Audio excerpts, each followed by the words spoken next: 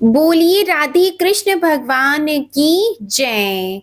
आज जया एकादशी व्रत के पारण के शुभ अवसर पर आपको सुनाते हैं तुलसी माता की कथाएं। एक गांव में एक बुजुर्ग महिला रहती थी। वह बहुत ही पूजा पाठ किया करती थी। वह रोज तुलसी माता की पूजा करती थी और वह बुजुर्ग महिला रोज तुलसी माता से कहती, हे तुलसी माता, आप मुझे बहू दें, पीतांबर की धोती दे, मीठा मीठा घास दे, बैकुंठ में वास दे, चटक की चाल दे, पटक की मौत दे, चंदन का काट दे, रानी सा काज दे, दाल भात का भोजन दे, ग्यारस की मौत दे और कृष्ण जी का कंधा दे। वह बुजुर्ग महिला हर महीने में तुलसी माता की रोज पूजा करती और उनके बिड़ले को रोज सींचती थी।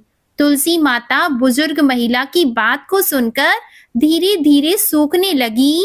तभी भगवान श्री कृष्ण जी ने देखा कि तुलसी माता सूख रही हैं और तभी एक दिन भगवान श्री कृष्ण तुलसी माता जी के पास प्रकट हुए और भगवान श्री कृष्ण जी ने तुलसी माता से पूछा, तुम क्यों सूख रही हो? सभी महिलाएं तुम्हारी पूजा करती हैं और तुमको रोज सींचती हैं, लेकिन फिर भी तुम सूखती क्यों जा रही हो? इसका क्या कारण है?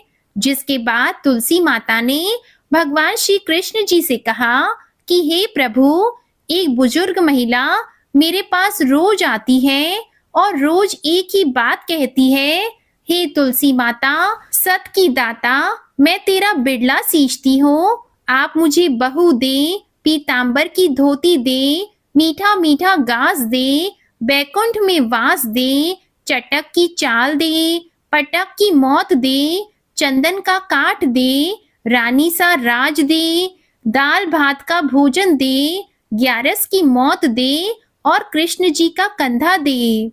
मैं उस बुजुर्ग महिला की सारी मनोकामनाएं पूरी कर सकती हूँ, लेकिन उसकी एक मनोकामना पूरी नहीं कर सकती। मैं कृष्ण जी का कंधा कहाँ से दूंगी? भगवान श्री कृष्ण जी तुलसी माता की बात को सुनकर जोर जोर से हंसने लगे और फिर भगवान श्री कृष्ण जी ने तुलसी माता जी से कहा कि आप चिंता मत करो, जब वह बुजुर्ग महिला की मृत्यु होगी तब मौके पर मैं और आप ही कंधा दे देंगे। आप सुबह जब तक वह पूजा करने आए तब कह देना कि सब कुछ तुम्हें मिल जाएगा। कुछ दिनों बाद वह बूढ़ी महिला ठोकर खाकर रास्ते में गिरकर मर गई। पूरे गांव के सभी लोग आए और उस महिला को सभी लोग धर्मात्मा मानते थे। उसको तुलसी जी की डोकरी कहते थे। उसके परिवार में कोई भी नहीं था, इसलिए गांव वालों ने ही उसके अंतिम संस्कार करने की योजना बनाई और उसे नहलाकर जब बैकुंठी पर बैठाने के लिए उसे उठाने लगे तो उसके मृत शरीर इतना भारी हो गया था कि उसे कोई उठा भी नहीं पाया।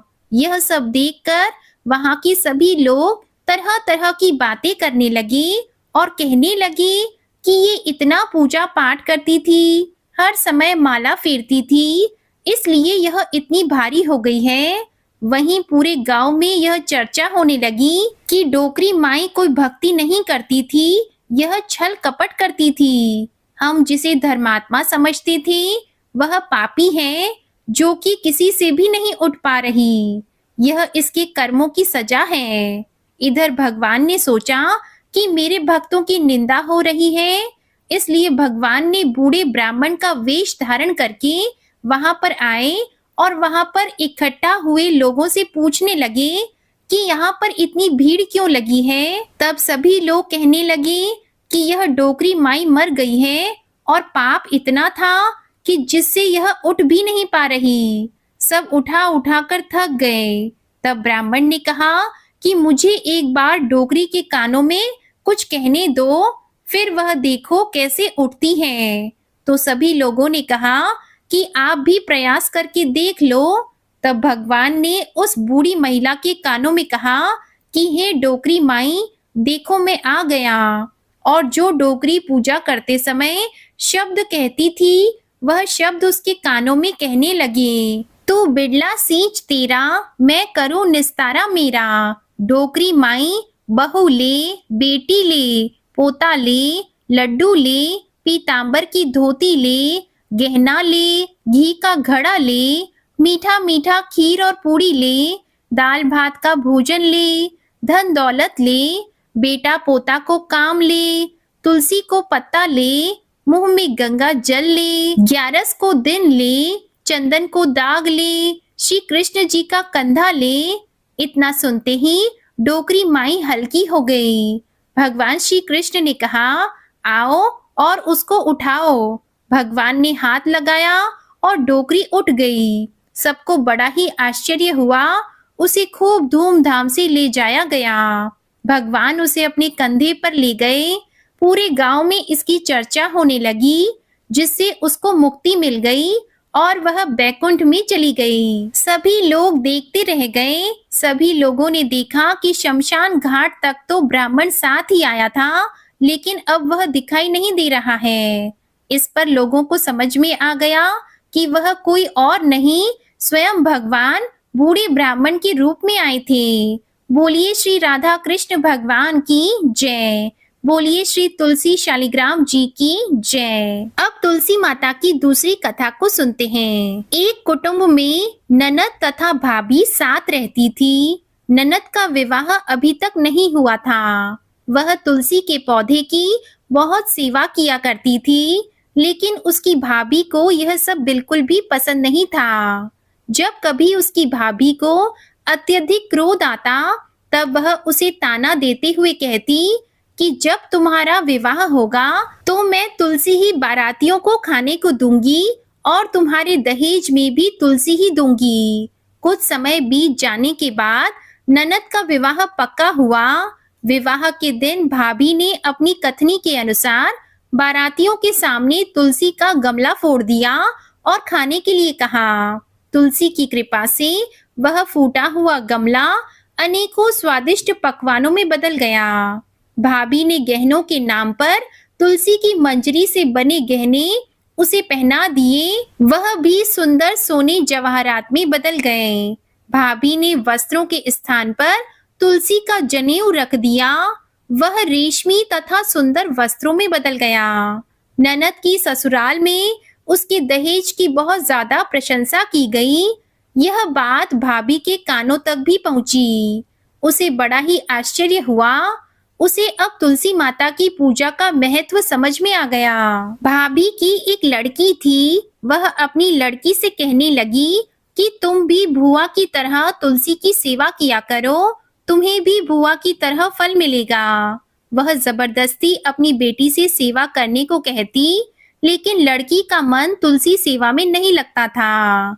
लड़की के बड़े होने पर उसके विवाह का समय आता है, तब भाभी सोचती है कि जैसा व्यवहार मैंने अपनी ननद के साथ किया था, वैसा ही मैं अपनी लड़की के साथ भी करती हूँ, तो यह भी गहनों से लद जाएगी और बारातियों को खाने में पकवान मिलेंगे। ससुराल में इसे भी बहुत इज्जत मिलेगी। यह सोचकर वह बारातियों के सामने तुलसी का गमला फोड़ देती है, लेकिन इस बार गमले की मिट्टी मिट्टी ही रहती है। मंजरी और पत्ते भी अपने रूप में ही रहते हैं। जनेऊ भी अपना रूप नहीं बदलता। सभी लोगों तथा बारातियों द्वारा भाभी की बुराई की जाती है। लड़की के ससुराल वाले भी लड़की की बुराई करते हैं। भाभी कभी ननद को नहीं बुलाती थी। भाई ने सोचा कि मैं बहन से मिलकर आता हूँ। उसने अपनी पत्नी से कहा और कुछ उपहार बहन के पास ले जाने की बात कही। तो भाभी ने थैले में ज्वार भरकर कहा कि और कुछ नहीं है, आप यही ले जाओ। वह दुखी मन से बहन के पास चल दिया। वह सोचता रहा कि कोई भाई अपनी बहन के घर ज्वार कैसे ले जा सकता है। यह सोचकर वह एक गौशाला के पास रुका और ज्वार का थैला गाय के सामने पलट दिया। तभी गाय पालने वाले ने कहा कि आप गाय के सामने हीरे मोती तथा सोना क्यों डाल रहे हो। यह देखकर भाई को बड़ा ही आश्चर्य हुआ और उसने सभी हीरे मोती तथा सोना वापस अपने थैले में रख लिया। भाई ने सारी बात अपनी बहन को बताई और बड़ी खुशी खुशी उसने सारे हीरे मोती और जेवर अपनी बहन को दे दिए। दोनों भाई बहन एक दूसरे को देखकर अत्यंत प्रसन्न हुए। हे तुलसी माता, जैसी कृपा आपने ननद पर की, ऐसी ही कृपा सभी पर करना। बोलिए श्री तुलसी शालिग्राम जी की जय।